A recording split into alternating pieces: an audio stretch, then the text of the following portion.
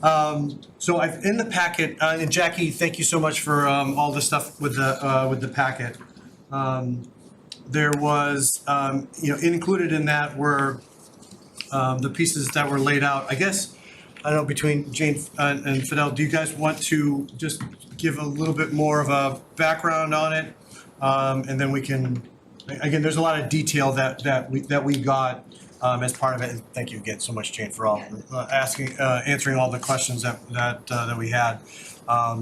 So why don't we start there, and then I know there was Jeffrey had a question on the side too, so that we can, and then we'll just ask more questions on the back end if that's okay, Jane. Okay.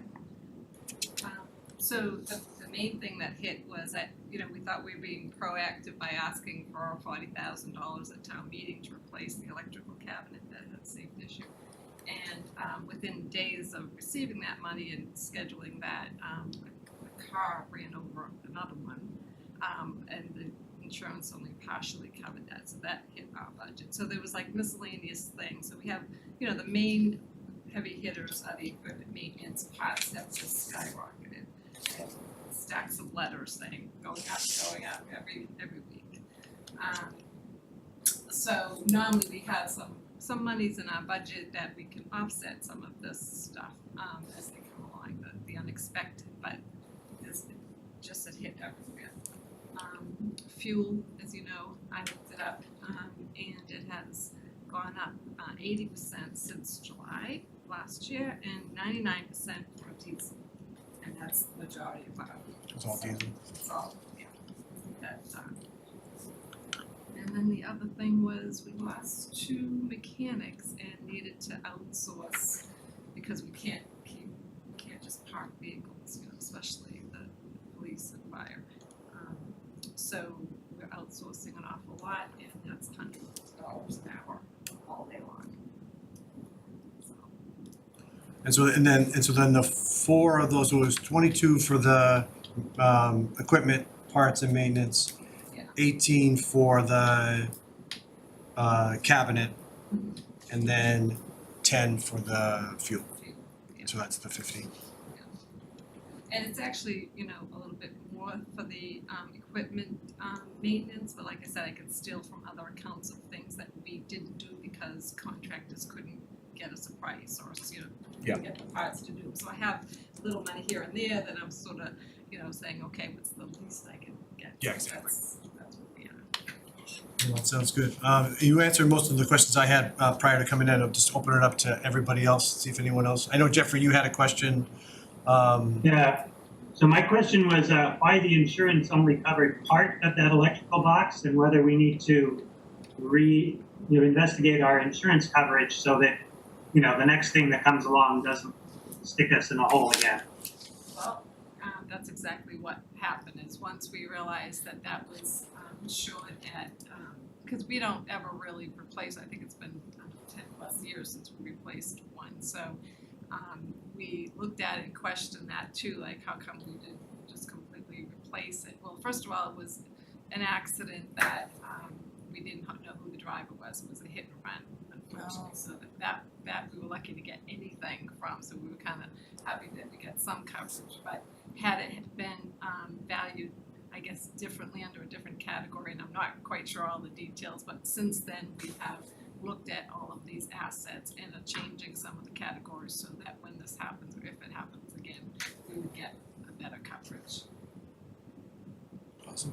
Thank you.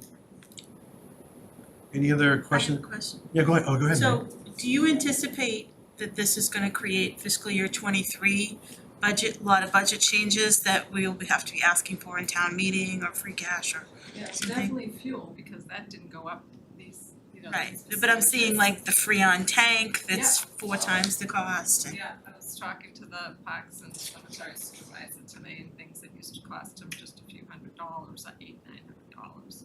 So you don't have a ballpark yet of like what the change in the fiscal year, just to keep in mind as we see other, because we're gonna have a free cash discussion. Right. That if we have to say, oh, you know what, DPW is gonna need another $1 million or something. Well, no, I mean, it'd be nice, but I'm thinking this 50, because this was a very bad year, I guess it could get worse, right, next year, but I'm thinking this 50 is what I would normally have asked for at April town meeting, and it would have been sort of transparent at this point, right? That we would have done some shuffling, but what happened was all these things, mechanics left, the cabinet got hit, but so all of this happened after the warrant was closed, so I couldn't, like, after February, so I couldn't add that. But normally I would be asking, I usually do ask for some transfers, so I'm thinking it would probably be again next year in the 50 to 75. Oh, I was just thinking in the operating budget that Yeah. you need, okay. Yeah, that's how I. So you ask for it at the end of the once you run out, That's okay. it. Not run out, but I can anticipate that things aren't gonna So this be- is on par with what you might need, maybe, Yeah, a little more. unless it actually. could still get crazier, okay, thank you. Yeah, I mean- I don't think it would be over 75,000 next year with all the, Yeah, these things change when you have repairs that just happen, right, for equipment. Well, and so a couple points on that, and I know this is one of the things that luckily now you've replaced one of the mechanics. Yes. And so that's, so that's huge in and of itself, from that perspective. But I had the same thought as Mary Ann, and that was one of the questions. It's across all of the budgets, not just yours. Same thing for Joe, same thing for the schools, like everything that's, kind of material based, that's, I think, where we get to a point, Mary Ann, where it's, a little bit here, everyone's a little bit higher. Bob warned us about that, and then Joe, I remember talking about it in the planning meetings with inflation and supply chain shortages, and now, I think that was even before Russia invaded. Yep. And changed the fuel stuff, so there were already issues. It's gonna be interesting November. Any other questions for Jane, or Joe? Just quickly, so you said you still plan to replace the other mechanic then? Or, Yeah. okay, so that will help a little, I guess, too. Yeah, we're in good shape, but we've been trying. We have, we've had as many as 11 openings this year, which is unheard of. We're down to 3. The good side of it, to your point, before was that we probably will turn back about 150,000 in salaries. So. Yep. I guess if there's a. That's right. So are you able to replace at the same salary, or is it a higher salary again? Yeah, Okay. it's almost like across the board now. We've Yeah. never had to do that. We usually start them at step 1, but that isn't working anymore. So, Okay, so that's gonna hit you on the salary side, okay, yeah. yeah, if we could grab another mechanic, it would be great. Jane, is the town exempt from road tax on diesel? Yes. Right, so that's all figured into this Yeah, though. yeah, so I looked, in the June bill, we're paying $405 for mid-grade and $448 for diesel. It's pretty good. Yeah, it's pretty good Yeah. considering what we see at the pumps.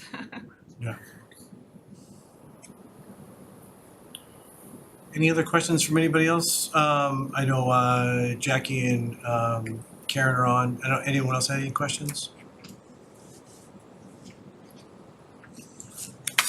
Cool. All right, well, so we do have to vote on this transfer from reserves. So I will take a motion. Move to transfer 50,000 in FinCom reserves to Department of Public Works. A second. Thanks, Joe M. We have to roll call it. We'll start with Jeffrey. Yes, Mary Ann? Yes? Mark? Yes. Joe C? Yes. Or you have to alter what my roll calls now. Joe M? Yes, And Ed? Yes. So that's 6-0.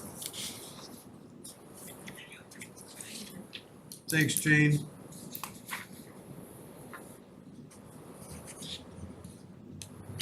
All right, I got this signed and everything fit out, so we're good there. All right, thanks everyone for taking that out of order. Just, I didn't want to leave Jane here for too long.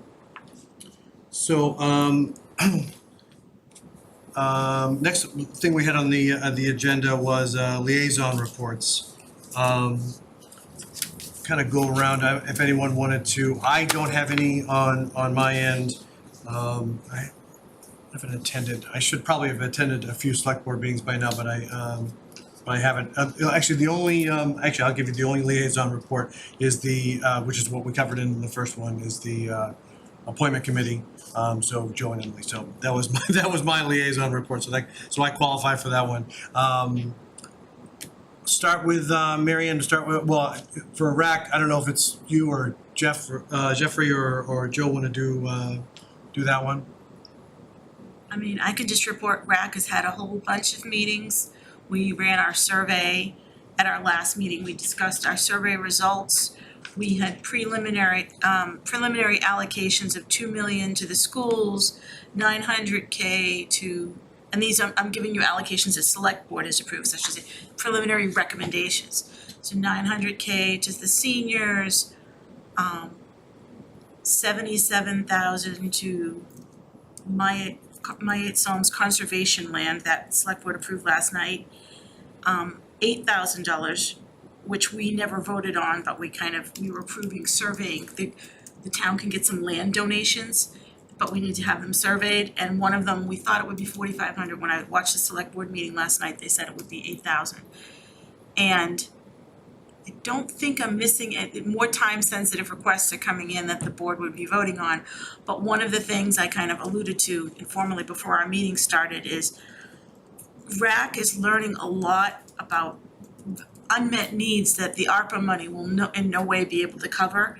But they may be things, given the inflation and everything in other departments, that if there are at least budgetary kinds of needs that we can raise with free cash or bring up here, because I'm hearing about great things the trails people are doing, the historical commission, and I'm not saying these won't be recommended to be funded, but we're really learning a lot about needs, and some of them are private needs that we wouldn't be expending free cash on, but there are definitely some things that in-town boards have brought us. So we're supposed to sunset in September and get our recommendations, but we're gonna have a really good leftover list and also a list of community priorities that I don't know if people we'll be able to inform FinCom if free cash requests come in for November town meeting. That's terrific. So the use of ARPA is not limited, like we were thinking it could have been. It is and it isn't. For our purposes, for any municipality getting 10 million and under, the body can adopt and select board adopted, they can treat it like unspent revenue, like lost revenue. So we opted to do that. And we're one of many communities that did not get very much, so we can kind of put it on anything, though I think RAC tends to lean towards was this a pandemic effect? Like that seems to get viewed more favorably. But other communities, for example, Arlington, which got like $35 million, and they have more population, but they're also a different metropolitan. Maybe they can treat their first 10 million that way, but the rest they have to keep to certain categories. But we've already allocated half the money between, when you add up what I was saying, that's almost half, down to, it's like close to a little bit more than 3 million of the money between the schools and seniors and Yeah, what you just listed off was 2.9, but then there was stuff before that. Yeah, it was 85 initially too, right? Yep. Right, so it was 85 last night, we did, and then 900, plus the 250 that was in advance for the testing kits for public health departments. Yeah, so you're over I probably have my spreadsheet up on another window, I've been keeping 3.2, track. that's like 3.2 million. Right. Plus 650,000 for the water sewer. Right, that's right, that's why I know, that's how I knew how we crossed the halfway threshold. What was the total amount again? 7.56. 7.56. Rounded it to 7.6, I think. But see, some of the requests that come in are very small, so knowing those small amounts, like the Trails Committee wanted like 12,000, the Garden Club wanted, under 10 or around 11 or 12, there's some small requests. It would be nice if you could, when we get big things out, but yet you get 10 small requests and suddenly it's like somebody's larger one. Exactly, yeah. That's good, interesting. Thanks, Mary Ann. Jeffrey, anything from you from a liaison perspective? I listened in on the school committee. I was out of town when they had it, but I just pass on that they did their reorganization, and Sean Brandt is the new chair, and Carla Nazaro is the vice chair for the coming year. Thanks, Jeffrey. Anything for you, Mark? No. Joe McDonough? No. All right, cool.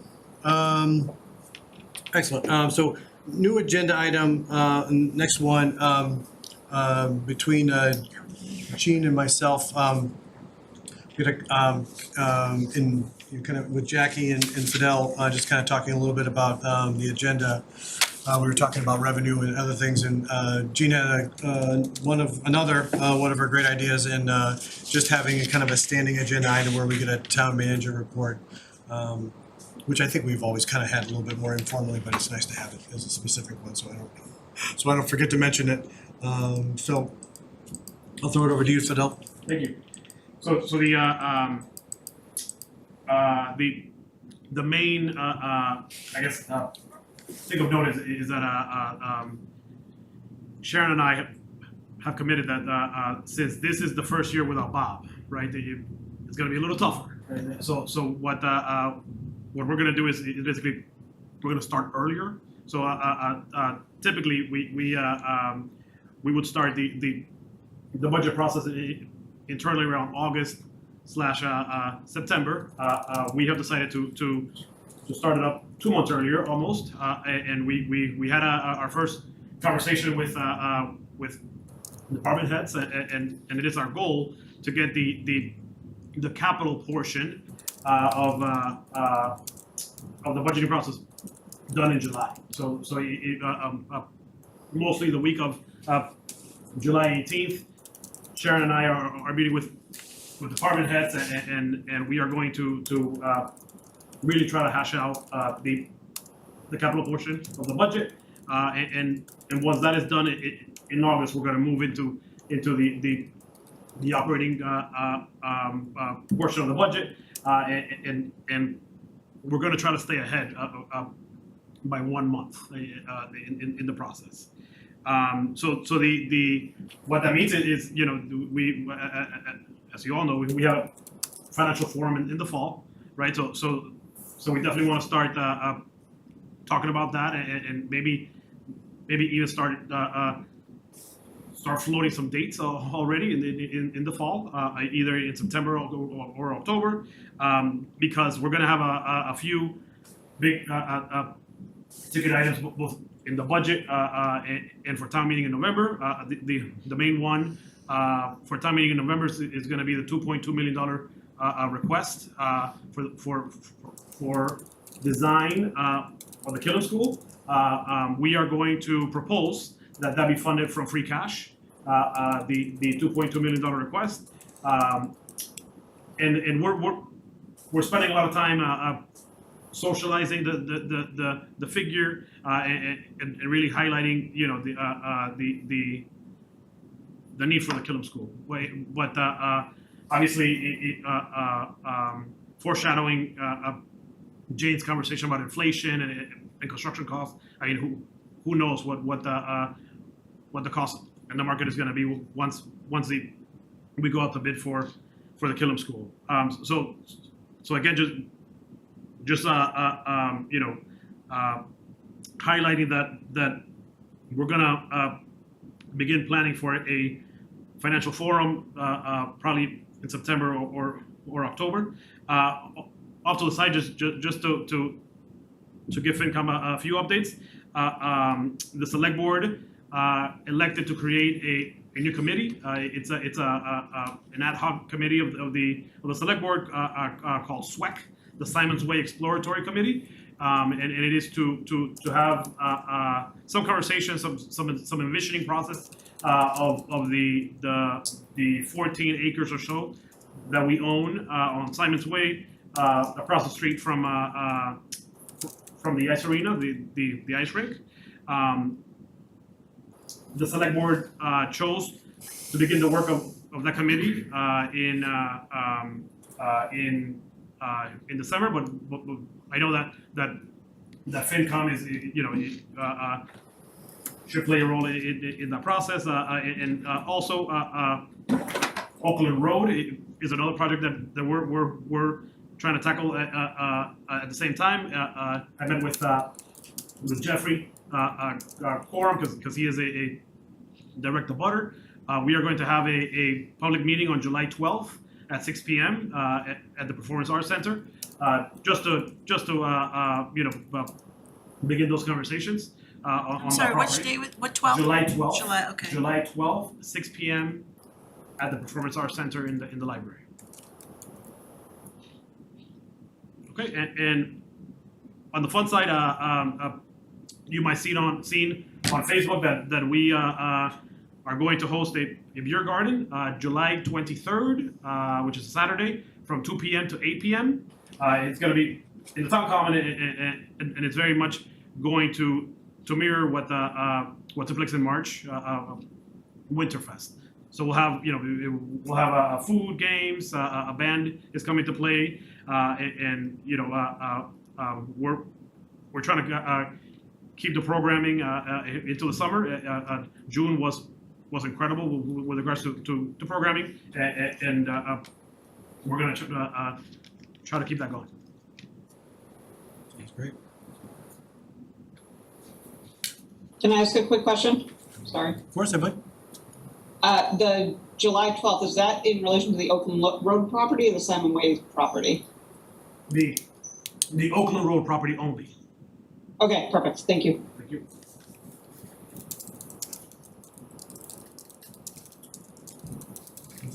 I think there's a flyer for that one too that you sent around, didn't you, Fidel? Or Yes. you might have just sent that to me. Yep. But if not, we can get that to everybody on the committee. Is that the one with the images from like Newburyport or something, like some other North Shore community with proposed like townhouse ideas? Yeah. That's when I think I've seen that.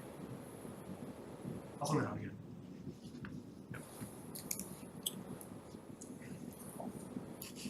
Any other questions for Fidel?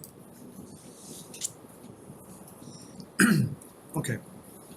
So, Actually, I had one go ahead. just related to, if you're moving up the budget process, do you think, is it still gonna come to FinCom at the same time in the spring per charter, or is anything gonna be moved up at that end too? No, It's more those your, are mandated by charter. So it's a present to the select board in February and to FinCom in March. but in the financial forum, like, so all the other, it's transparent to us, it's just your end is. Exactly. Okay, thank you. Along those same lines though, is there, I mean, I know as historically, as we've gone through that process, whether, you start to understand what type of, kind of free cash guidance you may want to look from an operating perspective. If as that starts to come up, whether it's prior to the forum or wherever, I think that's, we can leave that as a, as a potential agenda item, for whether we have a meeting, whether it happens to be in July or August or pre-financial forum. So, from that perspective, I think that'd be helpful. Cool.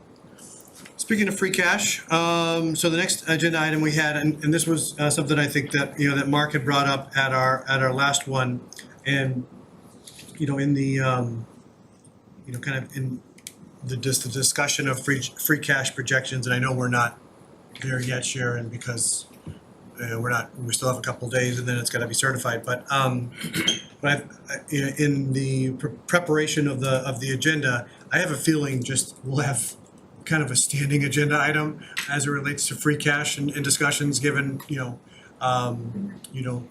kind of Mary Ann was talking about as far as what might be left out of the RAC discussions. And same thing from what Fidel mentioned as far as the design, work for Killam and where the recommendation is for that. So I think, at least from my perspective, it looks like, we'll have kind of a lot of discussions on free cash. And I know, just to kind of kick it off a little bit, and I'll kind of kick it over to Mark, because I know you had kind of initial questions on it. But I think just one of the things that I was thinking, Sharon, is that similar to what the conversation I think we had, prior to town meeting when we were talking about free cash, is just kind of doing more kind of scenario, looks, and I can see you sharing your screen now, like, yeah, just kind of, once we figure out, kind of, where we're actually at, and then, start to use that spreadsheet, kind of almost in real time, if, for lack of a better word, to be able to say, okay, well, if we do, if we use X, Y, or Z for this project or that project, how does that look for free cash projections going, going forward? When do we, when does it start to become, kind of an issue? Because you have both, special usage, which, again, like Killam or some of these other projects, but then there's also what we, on one end, regenerate, and then on the other end, what we'll use to support the operating budget. So it's, so along those, kind of two lines. So I think, again, as we start to get a little bit more clarity on what the type of requests are kind of in the queue, then I think this would be very helpful. But, I don't know if that was kind of what you were thinking, Mark, or. Yeah, and I think it is a multi-year, like taking a look at all the potential projects and just scheduling it out, so we get a good idea, and, what's the priority. Because when we look at it, there's a bunch of capital projects that just, they stay on there, the field house has been on there forever. Oh, right, that's what. So it's sort of like, what are those projects, and when do we want to put them at least in the forecast? And then, sort of decide. Right, and like one of them is before rec, the recreation stuff, and depending how they decide with ARPA whether they're gonna do some or all of that, but that's still, the survey showed there was such a high community support for Birch Meadow, and even for other aspects of it. I mean, nobody loved, like, water remediation of a parking lot, everyone loved the central spine, and then we have a lot of lacrosse fans, if you watch that meeting, there was a heavy response for the lacrosse ball, which wasn't a item. But then even like with town forest, and I know the trees have been dead a few years, but we could use a few $100,000 to remove these dead trees that you don't want the town to be in a position where we know about it and they hit someone or something.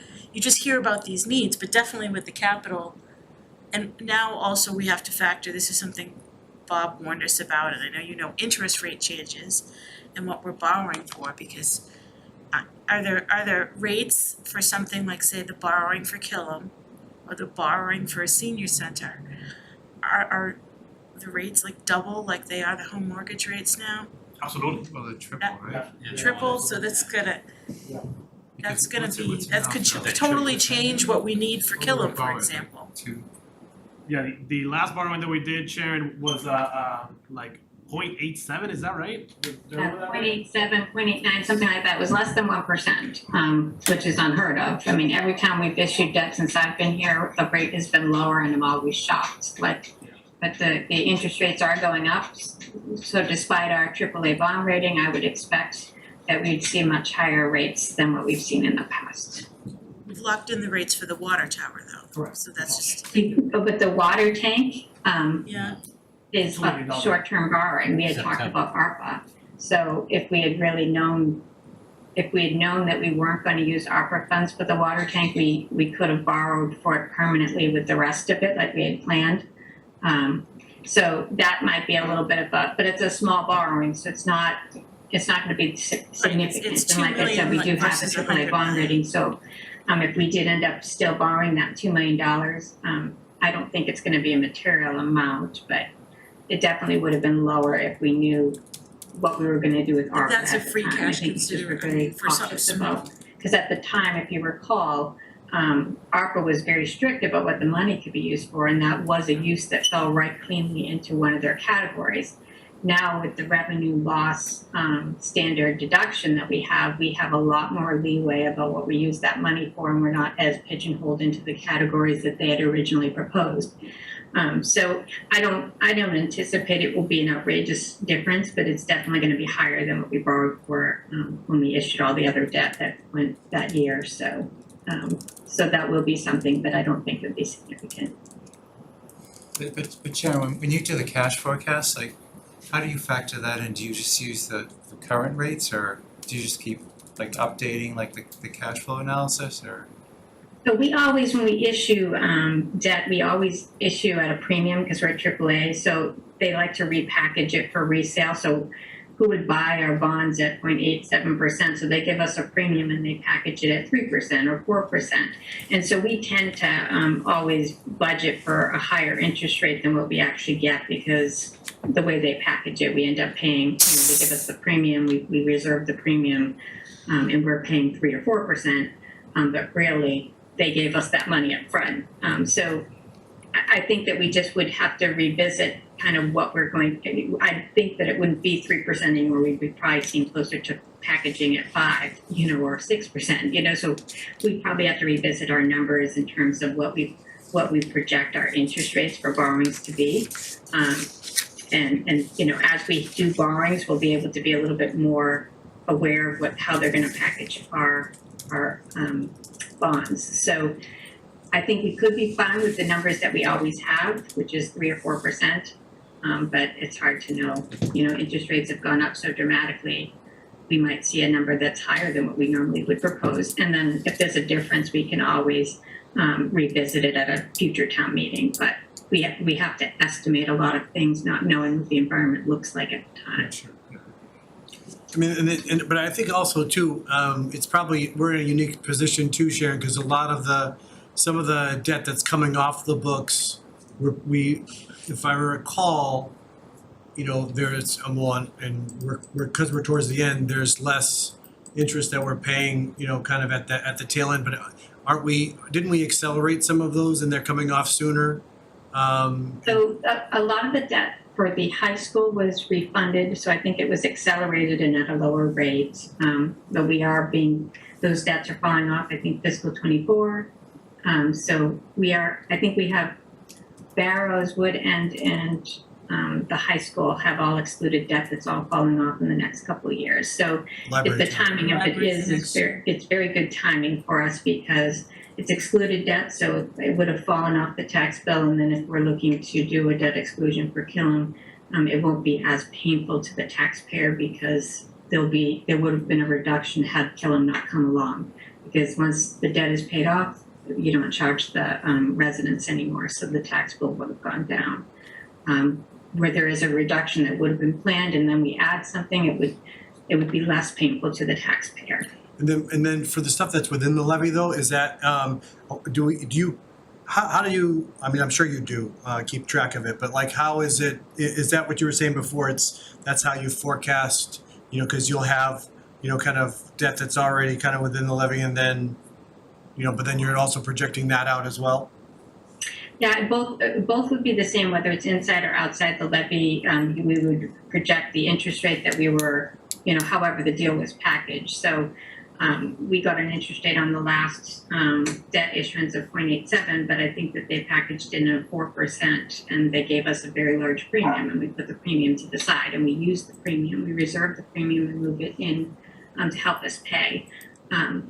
In this case, actually, we borrowed less now that I think about it. Instead of reserving it, we didn't borrow the face amount, we borrowed less. So we are in the habit of budgeting interest at a 3 or 4%, even though we never issue it that high. So we'll definitely have to make some adjustments in terms of when we're issuing debt going forward, because the interest rates aren't going to change on our existing debts. They are stated as they are.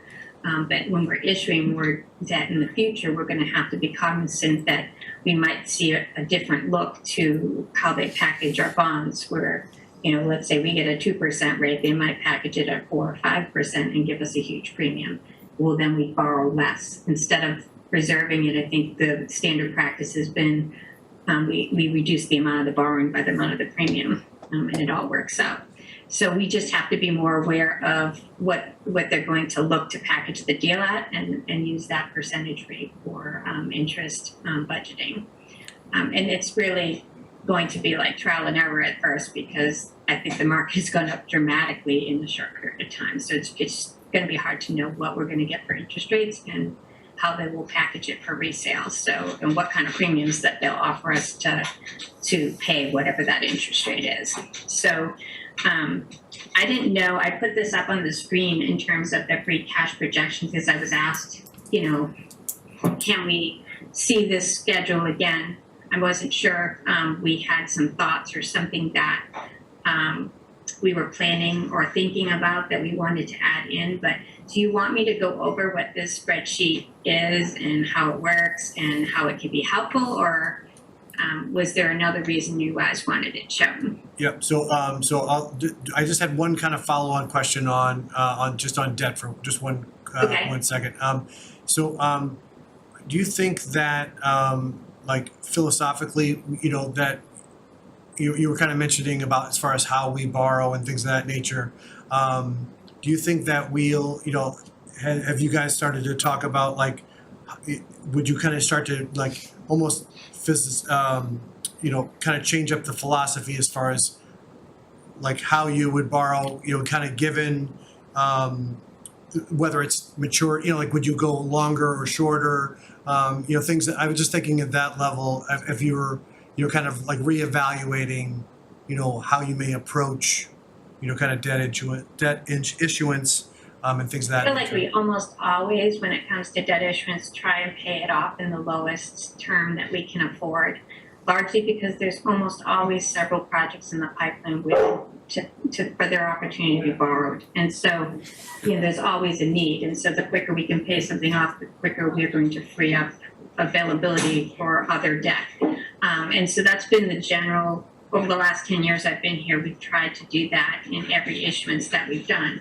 Now, if interest rates are high, I don't know if we'll think differently of it. It's up to the treasurer, really, how long we borrow for, but when we're building the budget, we work together. But the general practice and even the FinCom guidance tells us to borrow for a term that is the lowest term that we can afford within our budget. So we'll have to work the numbers. Sometimes it's going to force its way to a longer term if we can't afford, but knowing that we have other things on the pipeline that we want to do, and we knew Killam was coming, which is why we tried to pay the library off in 10 years. We knew that the high school was falling off in 24. Like we kind of were planning for other big projects to be coming our way. So I think that our default is always going to be if we can afford to do the shorter of the terms. And the other thing we've always done, or at least since I've been here, is if a lower interest rate becomes available and we're able to refund it, or what they call refinancing, but they call ours a refunding. When we're eligible to do that, we do refunding so that we can bring an interest rate down and save the taxpayer money. Gotcha. Thanks. So getting back, I think it would be great just for both Emily and Joe, and probably just for everybody else, a refresher, because I know it's been a few months that we talked about it. But if you could go, give us a little bit of an overview. I don't think there's anything material that I think that we need to do today. Just being able to get more familiar with this, and then as we get more clarity on, what our free cash will be like once we get certification, and then we can kind of start fresh, and we can get revenue projections and things of that nature. I think this will be helpful going forward, but it'll be just good to, have you review that with us. That would be terrific. Okay, I can do that. I do think that the spreadsheet will be useful for us as we start to plan, especially as you speak of, projects that have come before RAC that may not be able to, be funded with RAC, and that we could be thinking more about what kind of things we can do within our free cash and how that impacts us in the long term. So this spreadsheet is a spreadsheet that's been maintained for years, and what we do is we start with the free cash that was certified. So this is fiscal 21. Free cash was certified at 14.7 or just under $14.8 million. That year we had a favorable variance. That means regeneration in total of over $6 million. And so this is kind of backing into what the number ended up being at the end of fiscal 21. So we had that regeneration, and this is the uses that we had since it was certified. So we had used $2,950,000, and then we had the overlay, which the overlay is like in and out, but it shows up on the spreadsheet. And then we ended up being certified at $17,700,000 for free cash coming down at the end of fiscal 21. And then we also have other reserves, and we do have a 7% reserve policy. And so I went ahead and put in the stabilization funds and then estimated what the balances are, because those do go up by interest, and then what our FinCom reserves are every year, to give us a picture of what our full reserves are. And then down below here, it says projection 3% is increased. So like revenues, I assume that they're going up about 3%, just to give us an idea, because we're saying 7% of our budget needs to be maintained in reserves, so that I could give you an idea of what that 7% looks like every year, and then how much excess we have. So you can see here that 7% is about 7.2 in at the end of fiscal 21. And we had 12 million above that, because we had 19 million. And so in each year, that shows us what we're trying to figure out here in every year. So as you can see, fiscal 22, we start off with the 17 million that was certified. And then we're putting in some estimates of what we think, some conservative estimates of regeneration, because our regeneration has been very positive for many years. Who knows if the pandemic changes that? So we had put in some estimates the last time we looked at the spreadsheet, staying at 2 million for a few years and then showing 1.750. All of these are attainable typically with us within our history, but you just never know if anything will change. So in fiscal 22, you can see I've projected $2 million of regeneration. That's a low number for us. And then I show you what we actually used this year. We used 450 at October town meeting. We also had a prior year bill at November town meeting.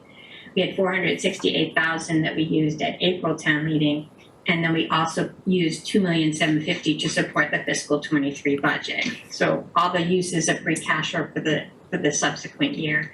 And so each year I put in what I expect that we will use and where will we sit in terms of 7% of reserves. Will we still have enough? And so the idea for this spreadsheet doing this and estimating all these regeneration numbers and what we could potentially be using, like Adele had mentioned, $2.2 million in November would likely be used. Actually, do I have that in the right line? I don't think I do. Would potentially be used for Killam. That's the plan at this point. But we also would have a vote in April for the next year's budget, and I'm expecting it to be the 2,460,000. It's the last year that we're doing the extra debt and capital that we had talked about, the extra capital, the extra 5.5%. So this number here is the last year that you see us adding extra to do more capital, and then we start to go back down to try to bring down some of our free cash use. But we could play with these numbers to give FinCom kind of a better idea of, if we set a baseline of what we use for free cash, or if we use it for this and that, where do we start to fall below the 7%? And you can see that with all I've plugged in, 2031, if everything played out as I have it here, which some of this is very conservative, it looks like 2031 would be the year where I'd see that we'd fall below. We'd be close in 2030. So this spreadsheet could be very useful for us as we start to entertain the ideas of what can we use each year to support our operating budget, and what other things could we potentially fund through free cash each year, and get an idea of kind of where we stand. Now this will be revisited every year, so right now it's very early for me to tell you the exact number of regeneration for fiscal 22, but within the next couple of months we will know that. And it will be certified before November town meeting, and that will, this will be updated with actual figures, and then that will help us and it will change.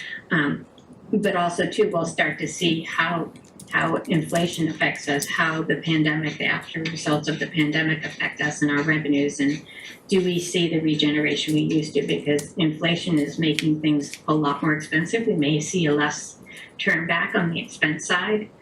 We may see less revenues coming in. It's hard to know. So this can be revisited as much as possible, and can be a good planning tool for us to see where are we in danger of falling behind on that 7% that we commit to keeping in reserves. And so that's the point of this. And I think that at one point, Ed and Jean had asked me to throw in specific numbers, and I haven't changed much anything. I just figured this would be a good place to start if you guys had some thoughts of things that you wanted to throw numbers in certain years and determine what you think would be a feasible number. But this is kind of early for us to be talking about it for fiscal '24 or anything like that, but I figured the reason for the discussion was for us to kind of see that we have some sort of a tool to help us figure out where and plan how much free cash can be used and not start to see it decline rapidly. So that was the point of me showing this, but I wasn't sure if that was the intent of why it was being asked. Yeah, no, definitely, definitely there. Joe, you have a question, Joe? Yeah, just quickly, like Sharon, like the point about the 7% though, like that's more like policy guidance, right? Like at one meeting, wasn't there a discussion that like to maintain the AAA rating, we thought we might have to now go higher, like 9 or 10%? Yeah, I mean, we have our internal policy for 7%. We always have the potential of, you know, if we wanted to go down below the 7%, that's our personal choice, we could do that. But we always do have to kind of keep in mind is how bond rating agencies view your level of reserves. And so in the back of our mind, we need to be thinking not just about our 7%, but about should we have more like 10, you know? So like this would help us understand where our, you know, our decisions relative to free cash land us with, you know, in future years and how quickly it brings us into a dangerous position where we might not be having that 10% and maintaining that AAA bond rating. It's hard to know like what the future holds, and we do tend to be very conservative when we're doing this. We don't like to assume big numbers for regeneration, but we really have had some very big numbers in recent years for regeneration. So, but it's hard to expect that that will always continue, so you try and be more conservative about it. I think we normally have these numbers at 1.5 for regeneration just to be ultra conservative.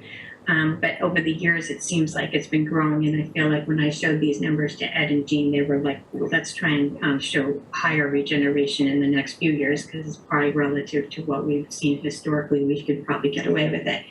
And then uses, these are all guesses based on what we're currently using. You can't go from using 2,750,000 to, you know, 2 million. You know, it's such a huge drop. It would actually affect your budget. It would have to come down more gradual. So, yeah, I think this would be a good tool for us, but we should always be keeping in the back of our minds that that AAA bond rating saves us a lot of money when we issue debt. We don't want to let that go. So it shouldn't be just about the 7% that we commit to with our reserve policy. We should be making decisions with that in the back of our mind as well. We really want to keep the 10 if we can. Sharon, when does the certification usually, when do you get that? When does free cash get certified? Yeah. So it's interesting. It's usually in October, because what happens with free cash is you can't really get it certified prior to September 30th. You could, but then you forgo some things that you could have gotten. So the way it works for free cash, like let's say I have a grant that's a reimbursement type grant and I haven't received my money back from the state. If that fund is in a deficit, it's almost as if it was borrowed from the general fund. So they hit your free cash for it. But they give you allotment for any money that you get in by September 30th. So if the state paid me before September 30th, they don't hit my free cash. So you really want to wait until after September 30th so that any grant that hasn't reimbursed us, we have time to collect that and not have it impact our free cash. Because it's almost like they hold the money in case you never get it from the state or the grant or whatever is in the deficit. And so September 30th is the date, and usually we have it by early October. We could probably do it earlier if we weren't worried about that, but you get maximum numbers for your certification if you wait and take into account all of the receipts of any, you know, grants that hadn't been received at June 30th. So when would you have a good idea of the regeneration? I'm always looking at regeneration, and on the general fund side, I was showing Fidel that, you know, just this week we were at $1.5 million of revenue above projection already for the general fund, with another, you know, few days to go. And I don't think we received our last state aid payment. So that number from the revenue side is already looking very strong. What's harder for me is the expense side, because we continue to process fiscal 22 bills for the first couple of weeks in July. And sometimes even into August, if we get them late, we process them and we want to make sure that they're hitting the right year. And so it's hard to know on the expense side what's truly being turned back until you really close the year and nothing else is going to hit there. All the journal entries have been, recorded and all of the invoices have been paid. So the expense side's a little bit more hairy, but you can imagine if the revenue side's looking that strong, we're in good shape, I think. We used $2,750,000 to support the fiscal 23 budget. And it looks like we're gonna have close to the 2 million just in the revenue side from what I'm seeing at this point. So I think that we will have strong numbers. Hard to say on the expense side, it's just too early. Yeah, and I think that, actually, Mark kind of brought up a good point too. That's what the question I was gonna ask, just to make sure that everyone had that clarity, is that regeneration is both saving on the expenses, whether you're delayed in hiring someone or you don't fill a rec, but then also if you estimate the revenues. And so, again, the fact that that 1.5 that you're saying, that's over what we projected. So that's, we've already projected an increase and it's over that. That's super positive. Yeah, I mean, it doesn't look negative at all to me right at this point. So I feel like we're going to have a decent number for regeneration, just looking at the revenue side, not even considering the expense side. So hopefully we'll have another positive year and we'll see free cash at least stay the same or not go down very much at all. And we are using very high numbers. That's the only concern I have is, we're close to $3 million of use in 2021 and $2,750,000 in 22. Those are high numbers. We're not used to that. Prior to that, we used to be 1.5, 1.75, for free cash. We don't tend to use that much in a year, but the pandemic has brought us to levels that we haven't been in the past, so it's harder to cover what we've used. So, sorry, my dog is barking at the door. No worries. I thought it was inside town hall. No, and Sharon, I think that was, again, on our side, I know for, fiscal 21, 22, and 23, we had anticipated using more free cash because of the pandemic. So I think it's, again, that was the logic behind it, is that's why you have free cash, is to be able to, frankly, raise the level of service that the town can provide, the residents, kind of given what we were going through. So I think that's, from a financial perspective, I think, we're kind of right in line with what we had anticipated. Your broader point is a good one. We have to start to wean off of that as we come out of it. But I think that's, everyone should have eyes wide open that we are where we're at as far as free cash use by design. So I think, part of why we wanted to talk about this was if we do regenerate and we're higher by say 2 million on this, we're holding back on projects probably unnecessarily. So I don't know how we, maybe we have a mechanism that whatever's generated above this model can be spent on certain projects. Yeah, But- then you're gonna have the school department say full day K, so there's gonna be, but that's an operating expense. No, but I think it's, if we've got that, we're kind of not doing things we probably should be doing. Yeah, cause we're collecting it from our Well, tax. and I think that's completely the debate, and I think that's, talking about the design work for Killam is a perfect example. There's other funding sources that you could have, you could borrow for that. You know what I mean? And and so that those are the types of things that if we can that collectively identify, then those are and whether you're doing it line for line or just given the position that it's in. But I think your point's a valid one. We are, I'm kind of always surprised, I hate saying this out loud, if we're actually going to be adding to the free cash, if free cash is actually going to increase, given what, then there's more opportunity. Yeah, so I don't know, if we put in the budget, a line item that, say free cash ends up 2 million higher, should we have plans for those 2 million that could be approved in the November town meeting? Yeah, it's all about town meeting. Town meeting will have to see all the numbers too, Yeah. with But inflation, but. And then we also have, I think you get time that if it ever comes in lower and we decide not to, you can decide, it's not like you're hurting yourself in the future.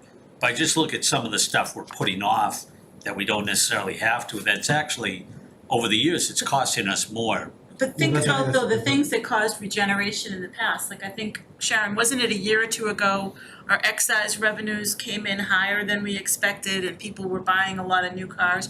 Well, now we're hearing about the supply chain issues and cars aren't Yeah. there, and is that gonna We be a lot lower? absolutely have problems with projecting our motor vehicle excise, especially as we have developments coming in and we have more residents. Our resident number goes up when we have these larger developments go in and more people moving in, and with them comes cars. And so sometimes it's really difficult because excise tax is one of those things that the longer you own your car, it goes down. You buy a new car, it's at its max, and then each year till 6 years, it continues to go down and hits a baseline. And so it can be declining, but if your population is rising because you're building more condos, more developments, and bringing in more people, you start to see more, more cars just in general, and then people buying new cars. It's just hard to know. And so we're usually very conservative about the way that we project motor vehicle excise, but we typically see a fair amount of regeneration in that area. But being conservative serves us fairly well because that regeneration comes back to us as if we didn't use the free cash that we used to support the budget. We do tend to get a fair amount of whatever we put out there for free cash back, if not more, and that's helpful. So the style that we've had of being fairly conservative and trying not to be overly optimistic when it comes to any revenue source has served us well in terms of regeneration. But every time I look at the free cash numbers that we're looking at, we're over $2 million each year. It's kind of scary. The more you use, the more you're at risk that you might not regenerate enough, and you might start to see that free cash balance come down. The more we use in any given year, you're more, apt to see that. In years that we've had to use free cash for, like, let's say the high school settlement on top of our operating budget, that was one of the years we saw free cash dip slightly. Now, it wasn't much, but we have to be cognizant. The higher the number that we use to fund the operating budget along with other things, the more likely we'll start to see the balance go down.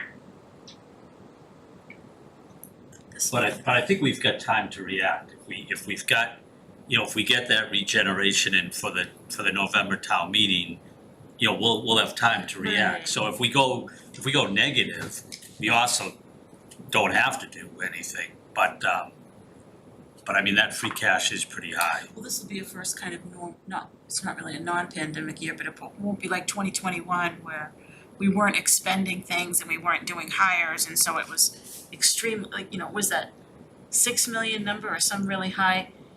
Sharon, Yeah, whatever you scroll up, but like some very unusual It was $6 million in Right, 2021. which that was just an So unusual between year. the revenue and the expense side, the total number was like $6.2 million. What was the I year think before? during the pandemic, we had, if I remember, we had a hard time hiring anybody. We had a lot of open positions. We saved a lot of money on benefits because a lot of people weren't going to the doctors. Our rates went down. Like, so many things were going on during the pandemic that are opposite of what you would have thought. I would have thought benefits would have been higher for us during the pandemic. And based on experience and how people weren't going to the doctors, a lot of doctors' offices were closed. We actually saw that they gave us back premium holidays in fiscal 20 and 21 because, we weren't using our insurance in the way that we had in prior years. So some of the things that have been going on, especially when it comes to like health insurance, were really outside of our expectations when the budget was built. Yeah, I think when it gets scary is when we start using free cash for our operating budget stuff, right? So the Capital projects are different. to Ed's point, I mean the Killam School is a really good example, right? I mean it's a one-time expense that is capital in nature, and we won't see it again, right? So if in town meeting this past April we went in for a couple of things like that, right? So I think that your point is taken, Mark.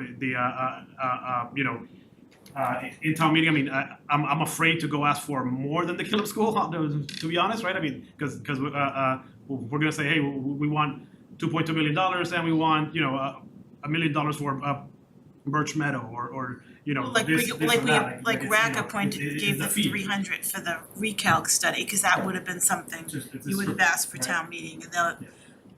we don't know that study cost might go, we hope it doesn't go up by then, Right. That- Yeah, but that's another thing that would be thrown on. your point is absolutely taken. I mean, that we could see where we're at with the certified free cash and not build it into our budget. More like, you know, ask either staff or take the RAC study, the survey, and say, you know, if we can squeeze out $500,000 worth of one-time expenses that are capital in nature, right, and won't happen again. I think we could do that.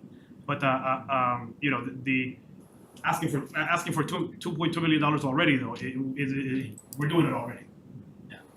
Yeah, I mean, and the only risk, I agree with you saying, Phil, like, the one-time expense, it's capital, but then you walked into a 15-year capital project, right? It has to, and then you're like looking at the other side of the expenses and 10% inflation, and that just destroys this cash flow, right?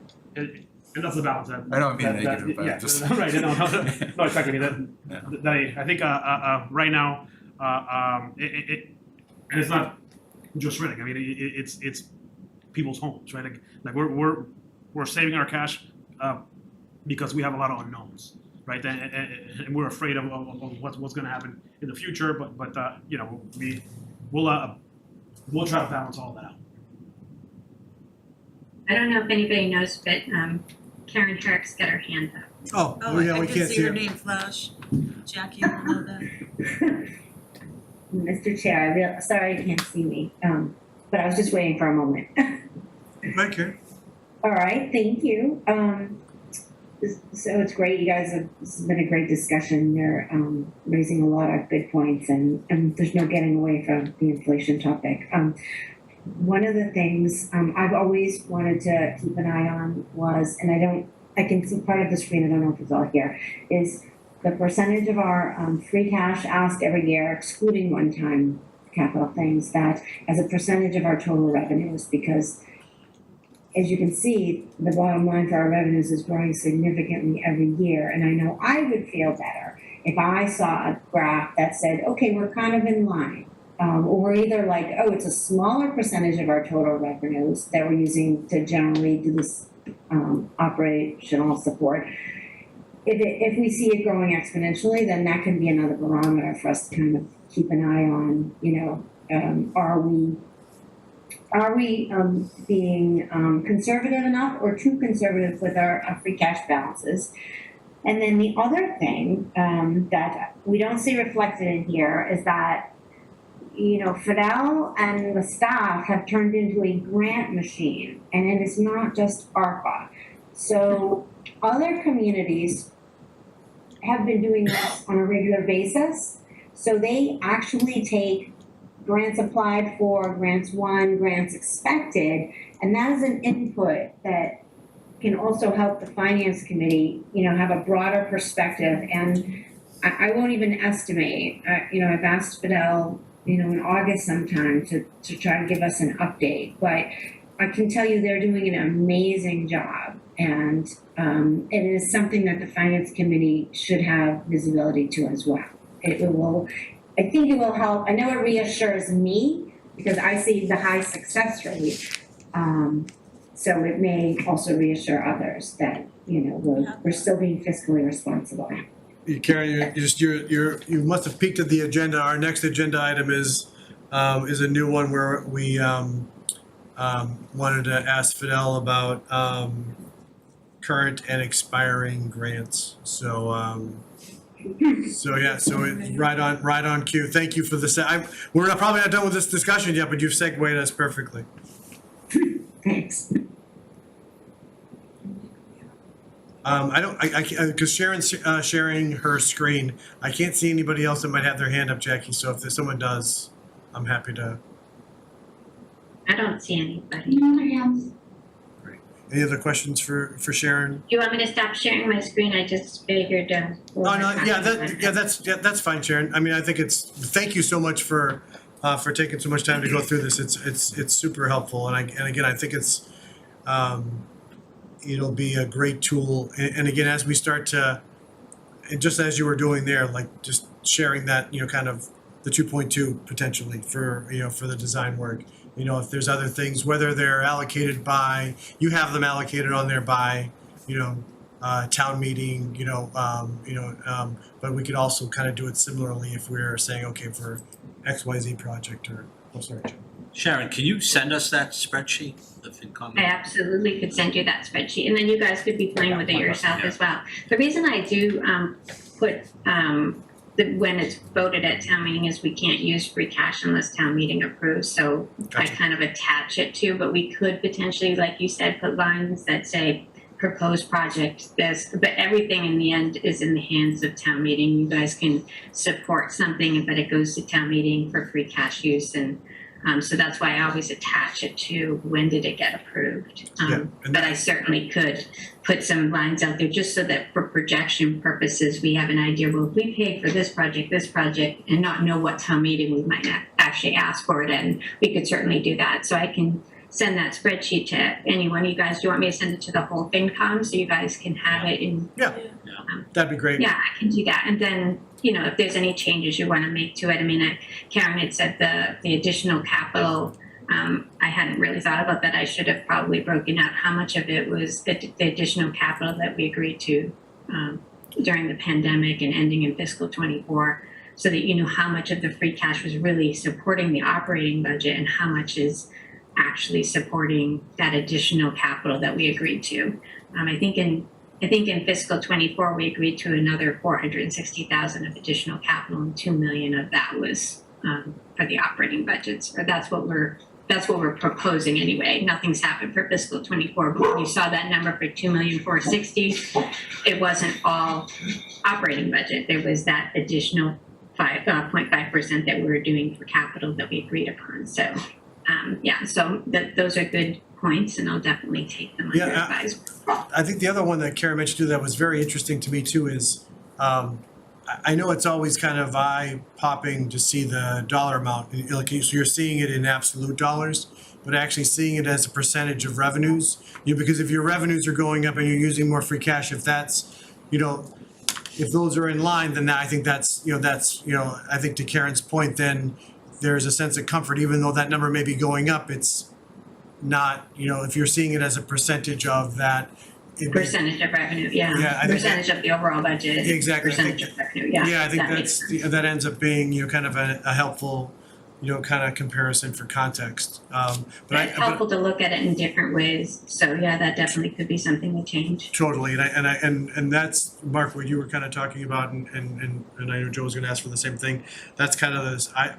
Sharon had shared the spreadsheet with me before town meeting, and that's exactly. I just did a bunch of scenario stuff. It was just like, oh, hey, if we used, well, what if we did this, and we did that, and then you, it's all, you see it cascade. Like, okay, well, then we moved from 2030 to 2027, and then so you can kind of see all that, and I think it'll be very interesting for for folks to be able to get kind of more familiar with that and the different types of uses, etc.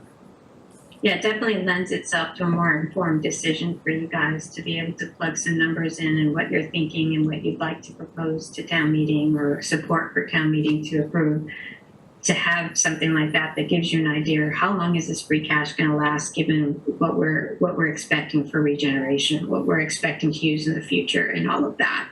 So I think it's helpful. I definitely think that we can improve it too. We can certainly add what you've asked, and hopefully it will be helpful. Thanks, Sharon. That's really great. Thank you. All right, so why don't we, and Phil, we don't need, I think this was just a kind of like an overall discussion. I know you kind of mentioned it, and again, Karen stole our thunder, you kind of bringing it up ahead of time, but talking about grants. I just, in the planning of the agenda, you mentioned it, and I thought that would be interesting for us to know, because I think we hear it during the operating budget discussion, whether it's something, and I know Chief Burns has mentioned something that there's a grant that's out there that pays for X, Y, and Z. And I know, kind of Karen's question was more about new ones and your success rate and things of that nature. But I think just as a general, kind of other line item, it would be helpful for us to know, like What Like the school budget yeah, what now, that grants she has a and- big listing at the end, every Exactly. quarter, she listed all them. I thought it was good in the packet, the school, all the grants that they got, new coming in, what the status, and some are annual, like the Metco Exactly. grant.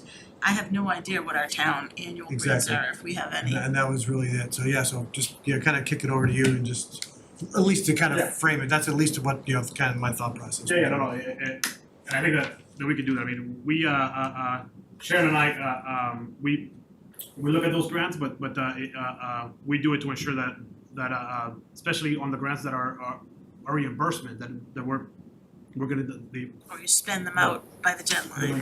exactly. So just probably for our meeting in August, maybe we'll have a little spreadsheet with the grants, the amounts, what department is handling it internally, and what's the status. But just a few of the grants that we've gotten recently. We applied for a fiber grant for $192,000, and we got it. And it is to essentially enforce our municipal fiber network. We've got a little bit of a gap, particularly in the south part of town, and also we're tying that into the water tank, which, because it is the highest point in town, it will allow the fire department essentially to improve their radio capabilities in town. Yeah, it was very good.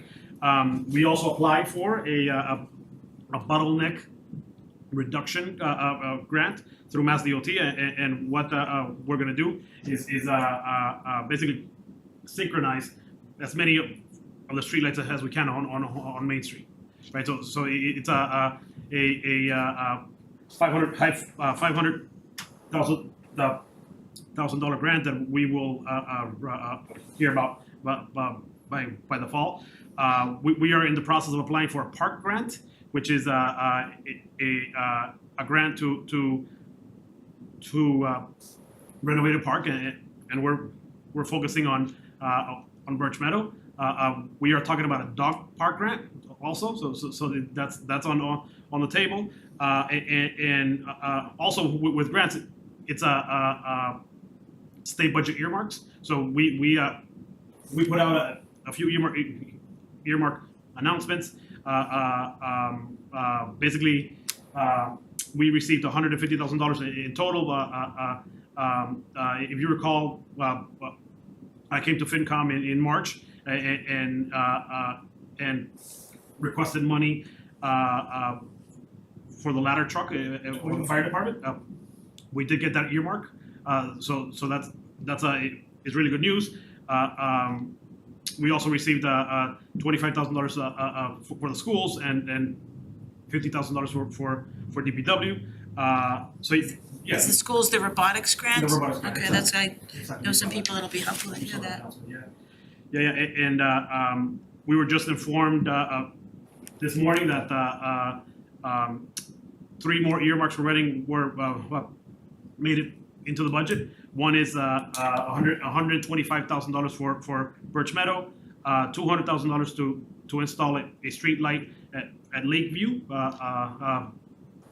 Lakeview Road, and $60,000 for the first electrical vehicle for DPW. So Nice. we're chasing everything at this point.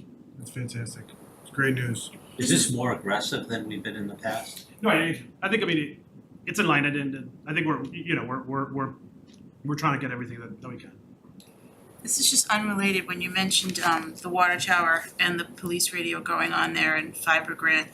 Is there any chance a 4th carrier like Verizon is gonna get put on the water tower to improve the Verizon service from here to North Reading How could it border? get better? I mean, you would make like Jackie should be able. half of Reading happy. Yeah, we- Jackie, where's Jackie? In all seriousness, we've had 2 meetings, one with Verizon, and it's going to go through an RFP process. We hope that Verizon gets it, but either way, it's a competitive process, which is good for us because we want them bidding against each other. But Oh, so the existing carriers all have to rebid to get on the new tower, I Correct, see. correct. Yeah, and Verizon Wireless in particular is asking us to consider 2 more sites as well. One site is at the compost center, and the other site is around the gun club on Simon's Way. So yeah, absolutely. Yeah, I heard the Yeah, will those sites help the rest of town, right? Absolutely. I think, no. So they would put towers up there they will put towers up there and pay the town? and pay the town for yes, a fee essentially, like a land lease. When those carriers bid, sorry, I know we're digressing, but at a high level, they just bid on the town a set amount and they figure out how they can make money off X amount of customers, basically, right? Exactly. You don't get into the service or anything. No. Yeah. It's a land lease essentially. What do you think, Jackie? Anything to add? Molly has her hand raised. Oh, the Jackie McCarthy side. Oh, yeah, but Emily has her hand. Oh, sorry. No, nothing to add, but all very interesting questions for carriers like Verizon. But yeah, I definitely agree with that, Marianne's question, and we're really curious about it as well. Jack, you said Emily had her hand up? Go ahead, Emily. Thanks. I'm backing away from the water tower cell phone discussion.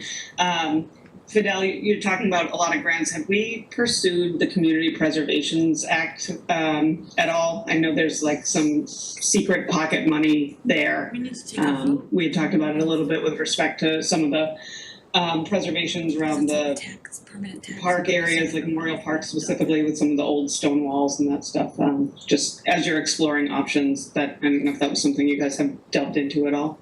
We definitely have. So Community Preservation Act, CPA is something that actually we spoke about at the select board yesterday.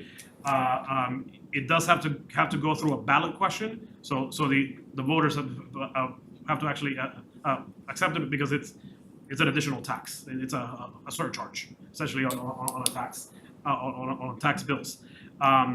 So Reading in 2001 had it was a ballot question and it failed 51% to 49%, and it hasn't been on the ballot since.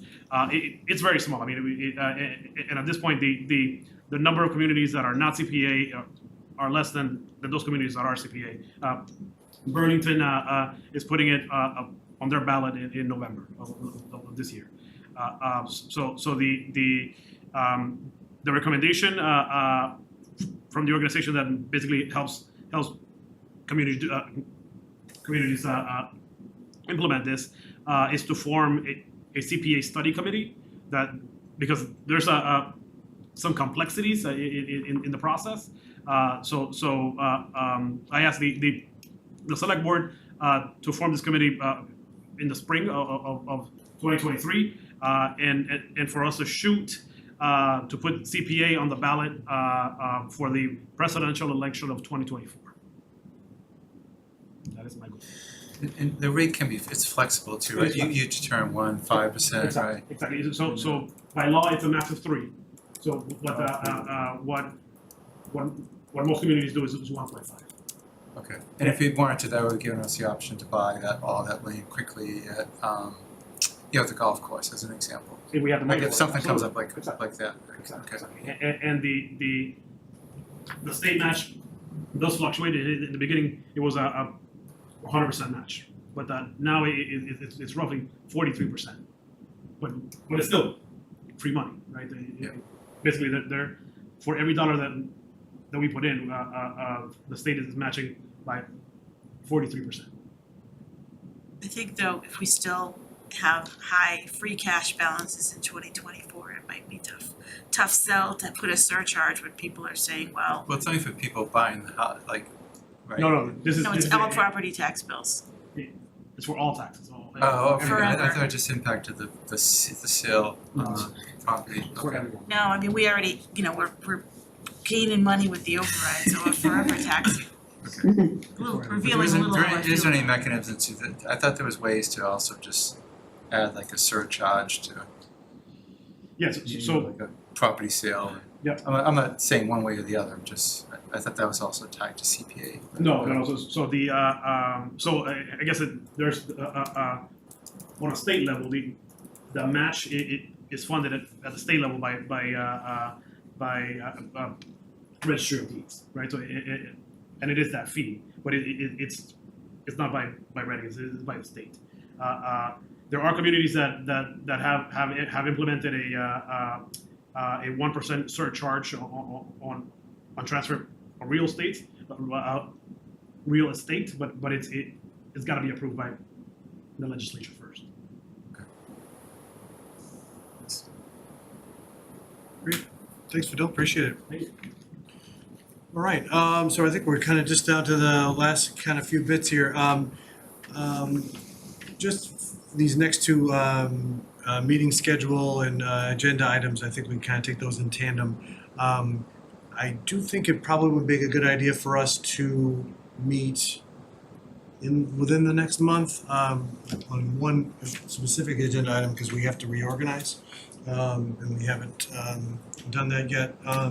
So I was just trying to think, and again, I know there's a lot of different, kind of meetings that are out there. I can tell you July 13th is RAC, so that's off. And that's a Wednesday. So that's the 13th. How are folks on the 27th of July? That's another Wednesday, right? Yeah, I might be doing it from a car on my way home from vacation if I'm not back, but Did we used to be Tuesday nights? Was that our set? No, I think we're always Wednesdays. Was Wednesday? Yeah, because select board's Tuesdays. As soon as I take Conscom off my repeating calendar events, I'm free on the 27th. yeah, I just had up to Wednesday, so, well, we're doing it Wednesday, because I just had up, select board had their next couple of meetings on Tuesday. I'm all right. To us. 27th works for me. 27th is okay. Emily, how do you look for the 27th? I am on vacation now, so I will be back and ready to go. How about you, Jeffrey? So it looks okay from here. And I already had the okay from Jean, and so yes, and I think that might be. So why don't we pencil in the 27th as a meeting? Now, just to let you know, RAC is August 3rd, I think, so not that you're considering it that soon, but that's one Wednesday, the rest of August is open. Last year, we had like a financial forum right the night before school started, the last thing in August, Yeah, didn't we? I think we It can. was a really early financial forum. Yeah, we might. Well, I mean, we I think we're can ready. probably do. I mean, we can take the 27th and see what we have left over from an agenda and see if we need to do something in August. We might actually end up doing one with August because then we can start to prep better for Yeah, it's the September. prep for financial forum. Yeah. But we had an early town meeting last year in October, which, I mean, Yep. yeah, which is why we needed to meet early. Yeah. So maybe the 10th or the 17th as potential other. You know, we can put save the dates, and then if it doesn't happen, Of August. yeah, because I think if school Actually, the doesn't. 10th is terrible for me, but that's fine.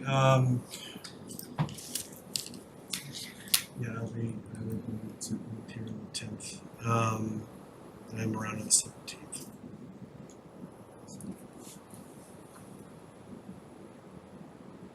Will we still be doing, will we still be hybrid in August? As long as we have, As long as we, yeah, as long as we have a quorum in person. as long as we have a quorum in person and as long as it's passed by the state, which we expect that it is. Okay, alright. No, you discussed something last night with staff being remote up to July 15th or something. Does staff have to be in person? I didn't hear the outcome. Yeah. I heard you brought it up at select board, but I had to leave the room and I didn't hear what was said. Yes, so the select board has a policy that anyone presenting has to be in person. But that is just for the select board. Oh, okay. It doesn't apply here. And so it wouldn't apply to other boards either, good. Does the 17th work for everybody else? August 17th? So far, yeah. Yep.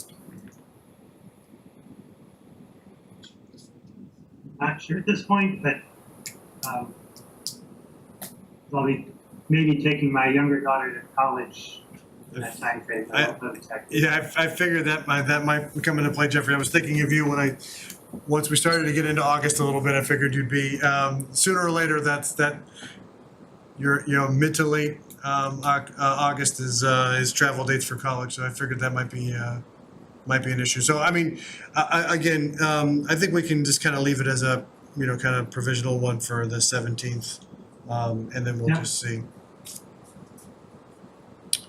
Cool, and then, just, kind of future agenda items, I know, I mentioned, kind of for the 27th, we'll definitely have the reorg, discussion and vote, at that, for that one.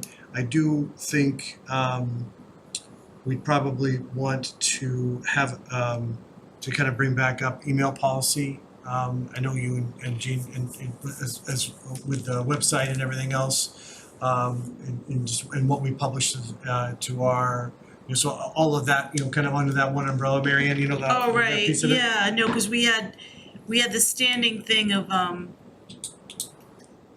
does this go on the website, does this not, and usually we haven't had anything that would need to go Right. since town meeting. But like when we have say Exactly. financial forum presentations, because the old ones were out of date. Right now, if you've looked at the new FinCom website, it's been nice because it's actually the place I go to when I wanna bring up a budget. I go to our website because it's the quickest link, and I think that's a purpose of it. Yep. So, but yeah, with emails, everything was still going to Sharon. I don't know. Yeah, so we just, keep that as something else we can talk about. Right. And, did anybody else have any, I mean, and again, this is kind of where we had the free cash, projection discussion from, cause Mark brought it up last time, but anyone else have anything else that they'd wanna, add as an agenda item? And I know, and Jackie, feel welcome, Jackie, L, if there's something else that I forgot that we talked about as well. I just thought of something, and Yeah. it probably doesn't, it's not our choice, but were any of the boards, I'm losing track with the SWEC and the Killam and are any boards besides RAC needing FinCom representation on them? I think they were debating about the breakdown, and I don't think anyone has come up that's wanted a FinCom. We would have to appoint someone, No, so SWEC has no appointment required. well, it's not till December, Yeah. So SWEC, no, Killam School, no.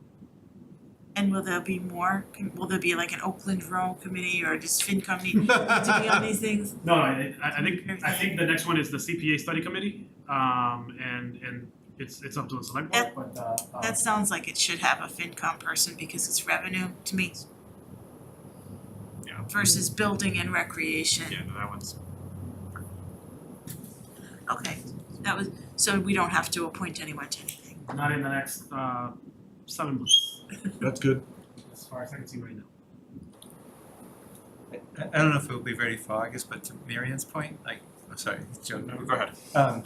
like from the RAC, we keep getting all these requests, right? Like you say, right? So I don't know if we have to look at updating the capital plan or not materially updated, but Well, revisit. I don't know when RAC's gonna make our final recommendation. If we're supposed to sunset in September, unless that gets extended, we're probably gonna get near the end of August, so if not the August 17th meeting, the RAC members, so that would be you and Quorum, who were on it, could present to FinCom, here's what we recommended. I mean, select board may have to vote, but also, or maybe when we get our final recommendation, we can have the list of unfunded, and that can come to FinCom, cause some of it's not gonna be appropriate because it's private, and I can't speak to that, maybe RAC will fund all the private stuff, but we would look to at least the public boards.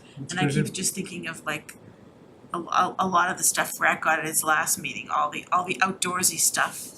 It wasn't really. I think that'd be interesting. I really would. I mean, it would be good for us to have a kind of a review and discussion of it. Cause a lot of it is one time, there's a Yeah. few ongoing that are long, but you could probably, say this, you could throw even with capital, you could say, okay, we could give you 4 million to spend on right now or something, just in all the things people come up with, No, that'd be if great. we didn't recommend it all. So I'll note that down to be unfunded RAC. What about you, Joe? And I hate to warn people that some RAC will be unfunded, but we can't fund everything, so. That's arithmetic.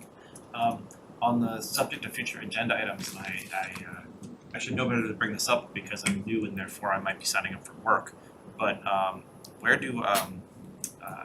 do liaison assignments get determined? Just started to write it down. So That's after reorg.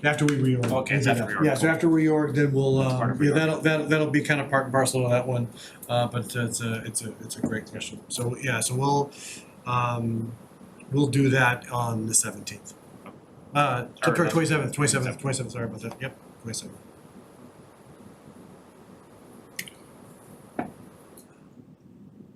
Just sorry. Oh, sure, Joe, yeah, Not- sorry, Not like an wrong agenda one. item, but just bringing up, you know that email that was going around like from the town forest committee, right, on like a site visit? Like looking for someone from Yes, finance good, thanks for committee or reminding. RAC, like I don't know how we should address that, right? So specifically it was. You got it, Ed, and I got it as chair. We were invited, so just for Joe's benefit and Mark's benefit, the town forest committee wanted to show the extent of the dead trees that need to be cleared, and some of them, they mentioned, we'd have to hire a crane because they're up on a cliff and we can only do this in the winter, maybe because the crane will sink into the frozen ground. I don't remember that exact detail. But they offered a site tour to RAC and possibly FinCom, maybe anticipating that their entire request might not be able to come out of ARPA money, and so does FinCom need to see the extent of the need to recommend to town meeting in the fall spending of free cash? So I don't know, with everyone's vacation schedules, I feel like I don't know how you would coordinate everyone from two boards, and maybe they just have to name a weekend day and see who can make it. Yeah, that sounds like something where, again, I'm all for field trips, but As long as we have at least one person from each board. it might be good for like that might just be a liaison type of thing, where we'll have someone or and again, just like any other kind of liaison assignment, you might have one designee, but there's others that'll Sounds like conservation, I volunteer Joe. I mean, Exactly. the funny thing, Lee, is you talk about this, that they had, because the previous cutting projects had to be approved by conservation because they were occurring within 100 feet of wetland. So they took conservation on site visit tours already. So I So have what do already those- gotten a tour of the yup, there's a lot of dead red pines there. And how many and they are years have they falling been down all over dead? the place. I mean, it's I don't know when it started, actually. I don't think we talked about that. Was it at least 3 or I 4 will- years, you think? I will share the most compelling part, which is that they went and they marked the trees to be cut with paint, and then they scheduled us to come a few weeks later, and some of the trees they'd marked were on the ground because they had fallen since they had been marked for cutting. So I was like, oh wow, that's okay, yep, no. Saves us money. Those are fine, didn't say, I should have, you see, I was on conservation, if I was on FinCom, I would have asked, can we get a discount now? Right. But as for conservation, I just took it as like, okay, yeah, you're right, this is definitely necessary. But yeah, I know they're talking about other areas, and actually, wearing a FinCom hat, they're asking for more money this time because the areas are less accessible. That would be kind of interesting to see. Well, that was what they presented to RAC, and they mentioned there was some up on a ridge. And they had like $150,000 to $200,000 range. Then there might be a shorter term amount of $75,000 to $100,000, but that's still a significant chunk once we get the bigger chunks, knowing also what's time sensitive, which is gonna come up at the next RAC meeting. But this, to me, at the time I was thinking, oh, isn't this a budget item if we have to take care of this, or this seems like a free cash ask of town meeting because it's an And it was for last emergency year, need yeah. that could fall on somebody or we can't make any I think Rack asked, we can't make any money off what these things are just, cause they're dead, so just grind them up into wood chips and the person taking them away. The value of the wood chips gets discounted on the bid from the people who come. So what's involved in a site visit, how long does it take, if you've gone through that through Concom, so that we know to say, I mean, You have to walk in there first. I was gonna say, I'm It takes pretty sure, 20 minutes to I was walk gonna in say, there. it takes 20 minutes to walk in there, and you know, we're talking about members of the town forest committee, or maybe forestry representatives from the state, all of whom probably like taking walks in the woods. So I wanna say that was at least an hour and a half long visit, maybe 2 hours when we went I feel like that would be great in October.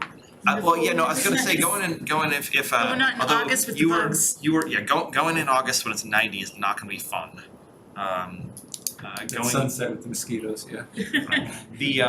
though you were right about the timing, that one of the things is that taking the heavy equipment through the forest is way less damaging if they do it when the ground is frozen. Yeah, no, that's what they said, but they said for us to, they were asking Rack, because recall, if they can, Jeff, correct me if I'm wrong, cause you were on the call, I think it was like they have to reserve the equipment now to have it in January for the frozen ground, wasn't that it? You know, Yeah, so the I don't have my Rack notes with me. it's more a bidding process, right? So the we need to have the money in order to go out to bid, and then obviously we need to go out to bid, have a contract in place before January. But I think either way, RAC is probably a better bet than town meeting, because the town meeting is in November, right? So I think if RAC would be able to fund at least half of the request, that will allow them to go out to bid, late fall probably, and still meet the request to do some removals in January, February. Is it also possible to RAC to fund half the request and to come to FinCom reserves for the rest, and the town meeting could replenish FinCom reserves in November?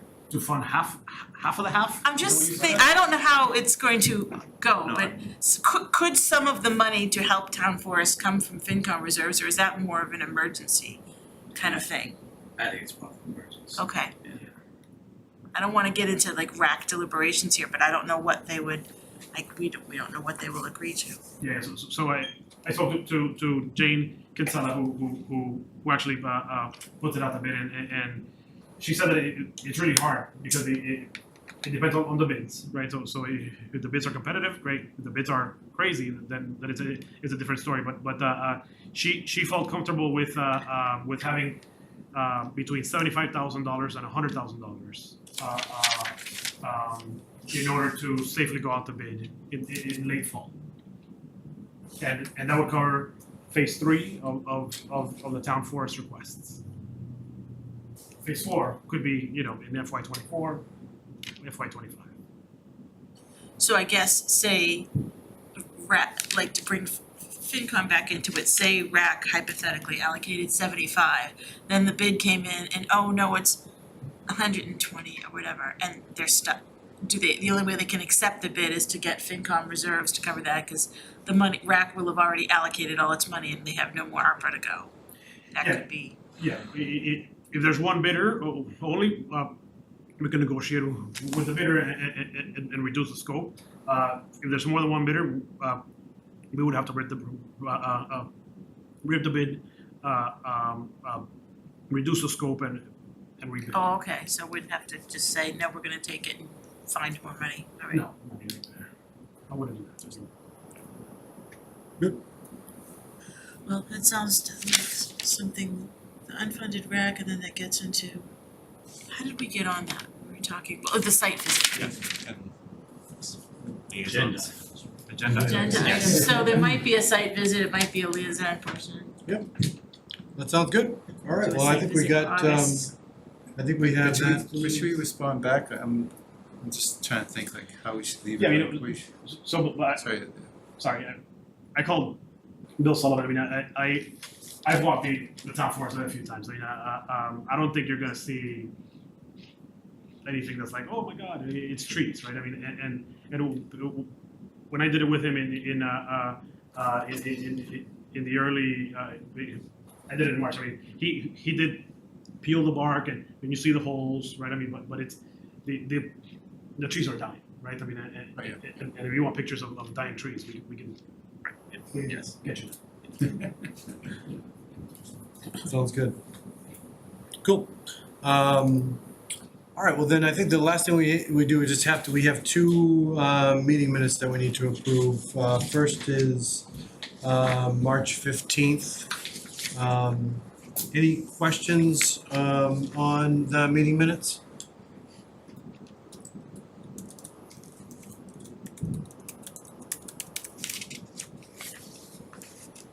None appearing, I'll take a motion for the meeting minutes. Move to approve the meeting minutes of March 15th, 2022, Thanks, Mary Ann. as presented. Second. Thanks, Mark. We'll we'll vote. Jeffrey, Yes. Mary Ann, Yes. Mark, Yes. Joe McDonough, Yes. and Ed, yes, that's 5-0. I was gonna ask if I should abstain, you just kinda skipped. I skipped, yeah, I abstain anyway, cause I mean, I'm Because that's a clearly not question. authority on meetings exactly. that I They, wasn't. they always abstain if they're not there, Yeah. even if you're. So I shouldn't have skipped him. So Joe's C. So 501. 501, sorry, Joe. I wasn't sure, so I just ended up skipping you just out of I will. avoiding that I discussion. will skip myself. All right, so then we have the April April 28th. That was one of the town meeting nights. 25th, sorry, April 25th.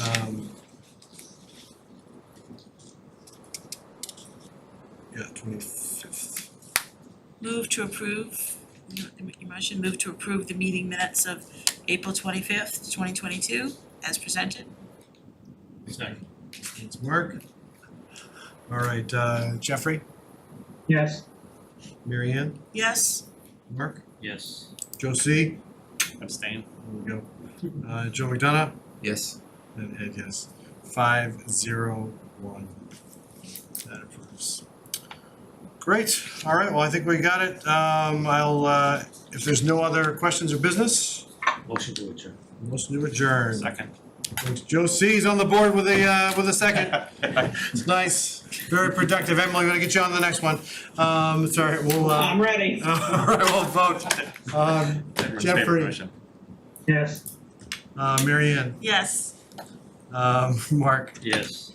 Joe C, Yes. Joe M, Yes. Yes. We changed it the order. Six, good. yeah, You 6-0. gotta listen. We gotta. Yeah. 6-0, we are adjourned. Okay. Thanks, everybody, appreciate it. Thank you.